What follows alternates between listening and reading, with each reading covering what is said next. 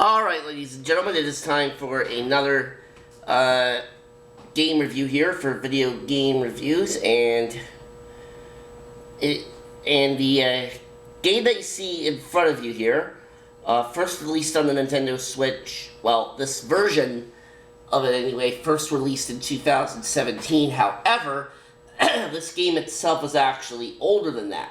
It first released on the Nintendo Wii U in 2013, and that game is Lego City Undercover, one of many in a series of Lego games, which are usually pretty fun. And this is an action-adventure game that takes place in a Lego City where you control an undercover cop named Chase McCain. Your task is to detain the criminal Rex Fury in this. Now, of course, in this game you hunt for criminals, and you do all kinds of other stuff like swinging across poles and performing wall jumps like you would in Mario games. And there are 20 different districts in this game in which levels occur.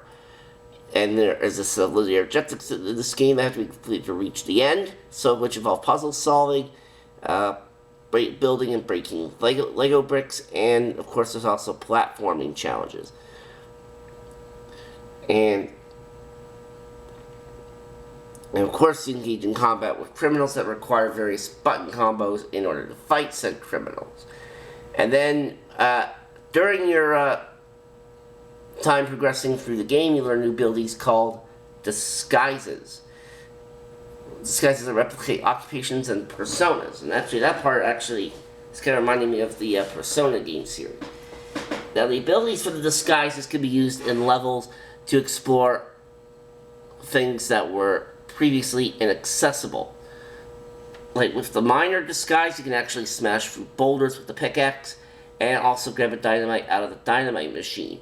And with the criminal disguise, you can break through doors with a crowbar and crack safes open. And I have done a Let's Play of this game, and it is a lot of fun. Like, all the Lego games are fun. Now,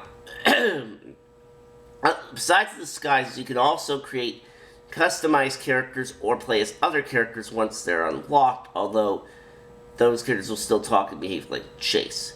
Now, there's also time challenges as well as car chases. You can use any vehicle in the environment to get to your location, which includes boats, helicopters, and the vehicles of other citizens. And, of course, just like with any Lego game, you have studs as your in-game currency, and those can be found in the environment or by solving different puzzles. Now, studs can be used to purchase vehicles that can be summoned and used at the player's discretion. Now, a rarer form of currency is the Lego bricks, which require more difficult platforming as well as puzzle solving to collect. Now, the Lego bricks are used to complete super builds, and those vary in use when completed. Like, for example, a structure to summon vehicles or stunt ramps. And now, in the original version of the game, you could use the Wii U gamepad to further progress with multiple features, like scanning for Lego brick locations, taking photo evidence, as well as listening to private conversations. Now, in the Switch version of this, there is local multiplayer added, which I think is pretty cool. So, yeah. So, the idea of this game is that Chase McCain is back in Lego City after being exiled a couple years prior. And for that story, you would actually have to play the game that came before this, which was Lego City The Chase Begins on the Nintendo 3DS, because that is actually a prequel to this game. So, yeah, definitely very interesting stuff. And, of course, you get clues that will lead you to encounter... Now, first,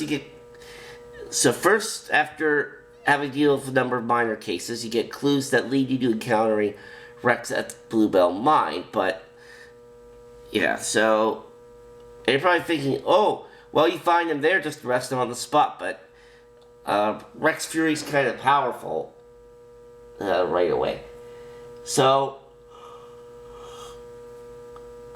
next you go undercover with a limousine company that's owned by Chan Chuang, who's the head of a crime gang. And he actually works for Forrest Blackwell. And during this sequence, Natalya gets captured, but then you end up rescuing her, and yeah. Like, there's a lot of different elements of this game, like a lot of different structures you can make, and like it's a really cool game in general. Now, as I mentioned, I have done a Let's Play of this game. In fact, it was actually my first Let's Play of 2023, and I did enjoy that a lot. Now, some people would probably find the Lego games as maybe a little bit on the boring side, but I like them. I probably have not beaten all the Lego games, but I have played a good amount of them.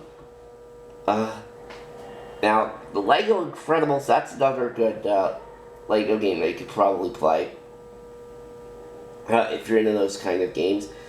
There's also Lego Batman, and what else is there? Oh, there's one of my favorites, Lego Harry Potter. And yeah, those are all really cool games, so I would definitely recommend checking those out. And so yeah, overall, I think I would have to say that if you are a fan of Legos, then you would definitely enjoy this game. And just like with any Lego games,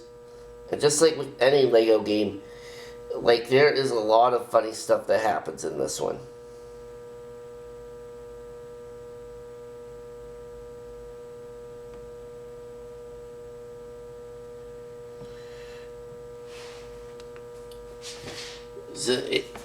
Yeah, really cool game, lots of great stuff in it, and the plot, honestly, I think the plot for this game is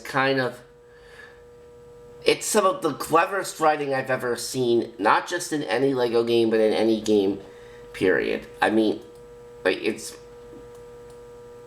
some of it's pretty funny, but there's also some other parts that are not really as funny. You kind of wonder why some of that dialogue's in there. But like I said, overall, it's still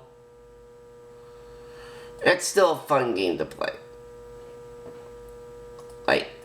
Now, I've played through this game twice already. I don't know if I would go through it a third time, but